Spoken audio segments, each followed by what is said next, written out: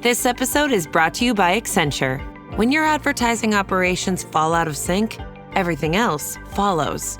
Spotify and Accenture are working together to reinvent the rhythm of ad sales, using automation, analytics, and smarter workflows to simplify campaign delivery and access better data across the business. The result?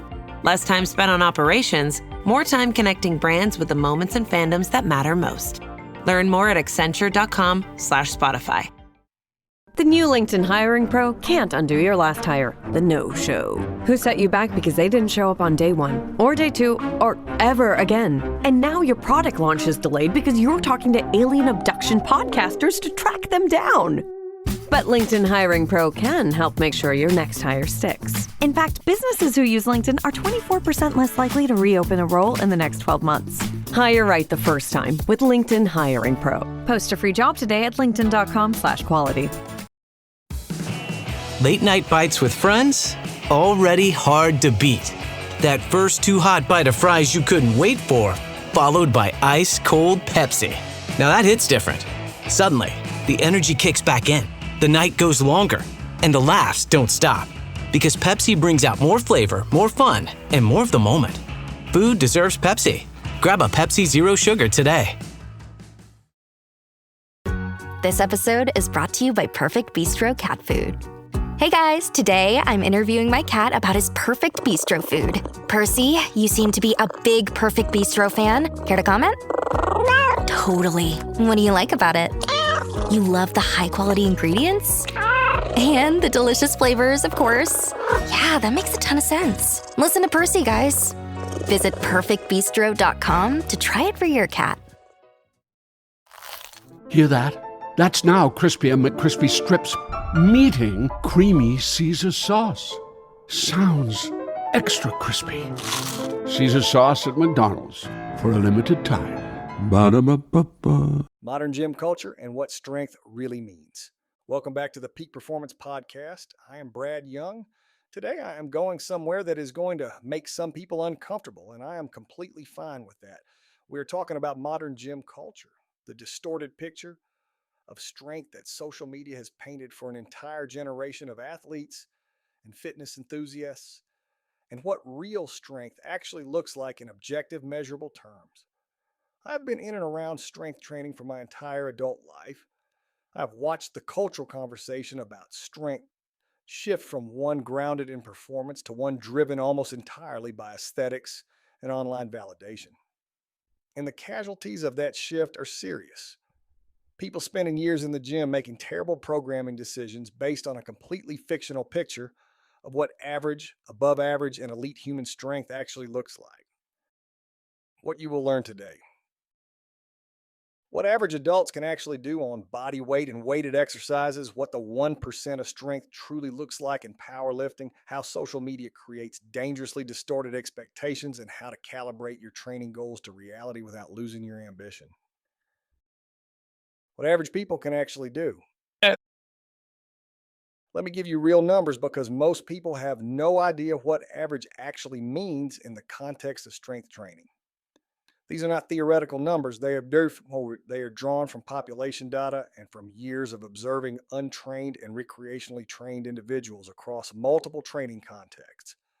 The average untrained adult male in his 20s and 30s with no formal strength training background can squat approximately his body weight for a single repetition. He can bench press roughly 65 to 75% of his body weight. He can deadlift slightly above his body weight, perhaps 1.1 to 1.2 times body weight. He can do between 3 and 8 pull-ups. He can do perhaps 25 to 35 push-ups.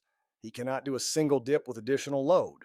He cannot do a pistol squat. These numbers sound modest, and they are, but here is where things get interesting. The average person who trains consistently in a gym, not an elite athlete, just someone who shows up 3 to 4 times per week and follows a reasonable program, within 2 to 3 years of training, can squat 1.5 times their body weight, bench press their body weight, and deadlift 1.7 to 2 times their body weight. Those are genuinely good numbers. They represent a level of strength that puts you well above the population average. They are not the numbers you see in social media highlight reels. They are not the numbers your favorite fitness influencer claims to have hit last Tuesday for multiple sets. But they are the numbers that real, dedicated training produces for real people. And that matters. Intermediate squat. Body weight ratio for a 2 to 3 year trained male, a genuinely strong and legitimate milestone. Intermediate bench. Body weight bench press represents real upper body strength for a consistently training adult male. Intermediate deadlift. 2 times body weight on the deadlift places you clearly above population average after 2 to 3 years of dedicated training. What body weight exercise standards actually mean. Let me specifically address body weight exercise standards because this is an area where social media has created some of the most distorted perceptions I encounter. Every other day on major platforms, I see videos of someone doing 21 arm pull-ups or doing a human flag after 4 months of training or busting out 30 muscle-ups in a single set. These videos get millions of views and create the impression that these are things that motivated people can achieve with dedication and a good program. I'm here to tell you that this is not the case. And the gap between reality and what social media presents is genuinely damaging to how people structure their training and evaluate their own progress. Here's what good, legitimate body weight strength standards actually look like for a dedicated adult male. The ability to do 15 to 20 strict dead hang pull-ups is exceptional. It puts you in the top 5 to 7% of trained athletes. One full controlled muscle up with good form, achieved after 12 to 18 months of dedicated bar training, represents genuine athletic accomplishment. A true one-arm push-up, not a partial range, not a wide leg version, but a strict one-arm push-up with controlled descent and full extension, typically requires 18 to 24 months of structured progressive training and places you above the vast majority of trained athletes. A pistol squat, a full single leg squat with the non-working leg extended forward, a full range of motion and no counterbalance, requires significant hip mobility and single leg strength that most people need 6 to 12 months to develop, even with dedicated practice. 15 to 20 strict pull-ups is exceptional performance, placing you in the top 5 to 7% of trained athletes. Most viral videos you see are not normal or achievable without genetic gifts. What the 1% of strength looks like in powerlifting. Now let me talk about what genuine elite strength looks like in a competitive context, because this is where the contrast with average and above average becomes most stark and most instructive. The 1% of powerlifters, the athletes who compete at national and international elite levels, are performing at numbers that most recreational strength athletes cannot meaningfully conceptualize, let alone approach. In the classic powerlifting context, an elite male at a competitive body weight of approximately 90 kilograms can squat between 250 and 280 kilograms, bench press 180 to 210 kilograms, and deadlift between 260 and 300 kilograms. Those total numbers, approximately 700 to 750 kilograms at 90 kilograms body weight, represent ratios of body weight to lift that are simply not accessible to people without an extraordinary combination of genetic factors, years of elite level programming, and full-time dedication to the sport. What most social media fitness content does is present these elite numbers as aspirational but achievable targets for the average gym goer. They are not. And this is not about discouraging ambition. It is about directing ambition accurately. The person who comes into training thinking that a 350 kilogram squat should be achievable within 3 years is not just going to be disappointed. They are going to make programming errors chasing a target that their physiology cannot support, accumulate injuries trying to exceed their genuine capacity, and ultimately burn out on a sport that should have given them years of satisfying progressive development. Knowing where the realistic ceiling is for your individual genetics and training history is not giving up. It is training intelligently.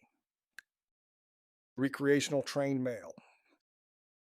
Squat 1.5 times body weight.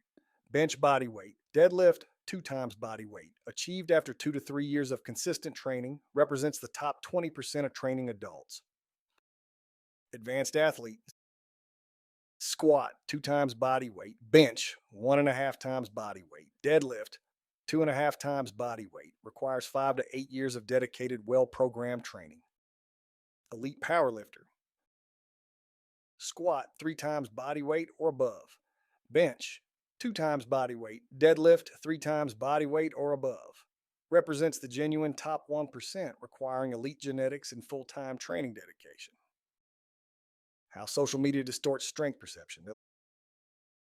Let me be very direct about the mechanisms through which social media creates the strength perception problem we are discussing, because understanding the mechanism is the first step to inoculating yourself against it. The first mechanism is selection bias. Social media platforms algorithmically promote content that generates the highest engagement, which in strength and fitness content means the most extreme, most visually impressive, most unbelievable performances. The 14-year-old who can do 30 strict pull-ups goes viral. The 42-year-old who did a sincere first pull-up after 6 months of training does not, even though the second achievement is far more representative of what dedicated training actually produces for most people. After 6 months of consuming strength content on social media, your reference frame for what is normal, impressive, and achievable has been calibrated entirely by outliers. The second mechanism is deliberate dishonesty. I'm going to be blunt here. A significant percentage of the lifts you see on social media fitness content are not what they are presented as. Wrapped knees are presented as raw lifts. Partial range movements are presented as full range standards. Training weights are presented as maximum efforts. Body weight claims are presented without verification. I've watched videos presented as raw powerlifting attempts that show clear knee wraps under compression gear, quarter squat depth presented as a full squat, and bench press claims that do not match the plates visible on the bar. This is not a matter of occasional misrepresentation. It is pervasive, and the people engaging with this content largely have no framework to identify it as false, because their only reference point for what elite strength looks like comes from the same dishonest sources. A significant portion of viral strength content involves misrepresented lifts. Partial range presented as full, wrapped lifts presented as raw, and training weights presented as maximal efforts. Develop the ability to identify these misrepresentations. Recalibrating your strength goals. If you have listened to the last 3 segments and found yourself recalibrating your sense of where you are in the strength landscape relative to what you thought, that is exactly the right response, and I want to help you use that recalibration constructively. The point of this conversation is not to deflate your ambition. It is to redirect it toward targets that will actually produce the best long-term outcomes for your training and your athletic development. Here's the reframe. Being in the top 20% of trained adults is genuinely impressive. Achieving a 2 times body weight deadlift is a milestone that fewer people reach than the social media landscape would lead you to believe. Doing 15 strict pull-ups is something that most gym-going adults cannot do.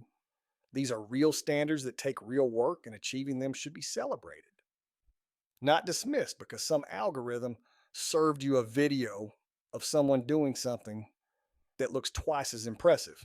The practical consequence of calibrated goal setting is better programming.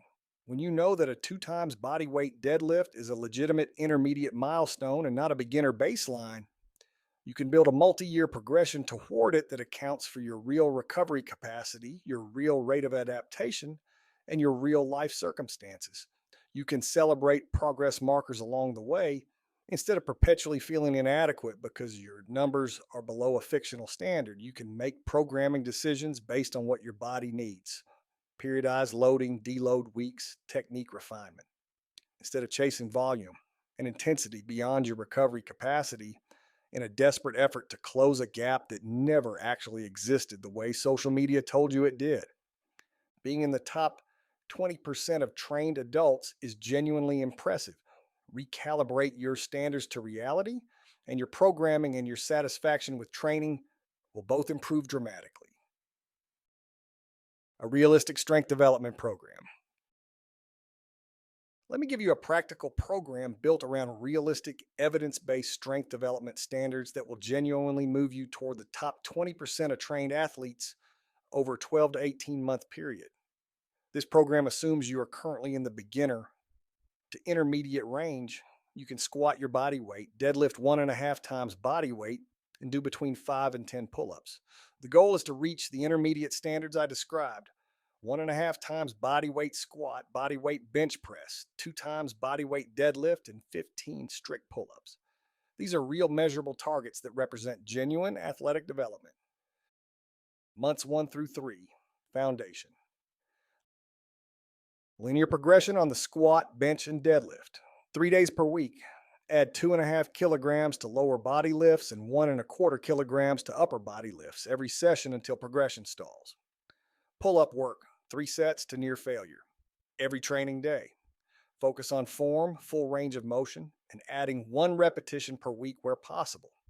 This is the fastest adaptation phase. Do not complicate it. Months 4 through 8. Accumulation. Switch to an upper-lower split 4 days per week. Begin periodizing the main lifts. Alternate between heavier, lower rep work at 85 to 90% and moderate.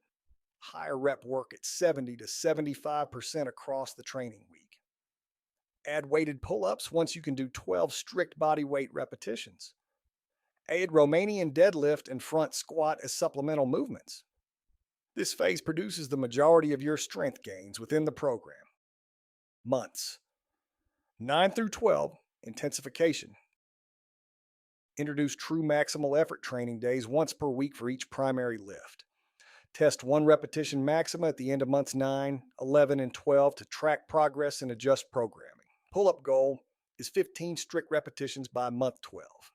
This phase converts accumulated strength into express performance and prepares you to train at the next level of intensity for continued long-term development. What actually counts in powerlifting? I want to spend a segment specifically on competitive powerlifting because the sport has a specific set of standards and a specific culture around what counts as a legitimate lift, and social media has muddied those waters in ways that disrespect the sport and mislead people who are genuinely curious about competing. In sanctioned powerlifting competition, a squat is only a valid attempt if the lifter squats to depth. Hips below the level of the knees, typically judged from the side by 3 referees who each independently assess the lift. Any squat that does not hit depth is a red light. It does not count. Full stop. In a competition setting, the numbers that get posted online as raw powerlifting squats and that often look impressive would frequently not pass a panel of qualified judges. The bench press in competition requires the bar to touch the chest or the shirt. There is no air gap between bar and body in a legal lift, and the lifter must pause the bar at the chest on command before pressing. No touch and go, no bounce, no 2-inch range of motion. The deadlift must begin from a dead stop, and the bar on the floor, full lockout at the top with the knees and hips fully extended and the shoulders in line with the bar. Hitching is not permitted. These standards exist for a reason. They make the comparison between athletes meaningful. When you see a genuine judge-pass total in a sanctioned powerlifting meet, you are seeing something that has been verified to a standard. When you see a viral strength video on social media, you have no such verification. And in my experience, the absence of verification is rarely coincidental. Building real strength in a distorted culture. Let me wrap this episode with some practical advice for how to build real strength and maintain your psychological health in a training culture that is saturated with misinformation, distorted standards, and comparison traps. The first thing I recommend is simple. Curate your information sources ruthlessly.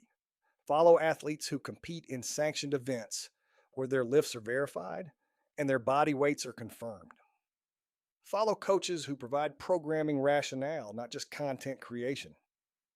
Unfollow accounts that traffic in the kind of content I described earlier: the viral extremes, the unverified claims, the aesthetic first messaging.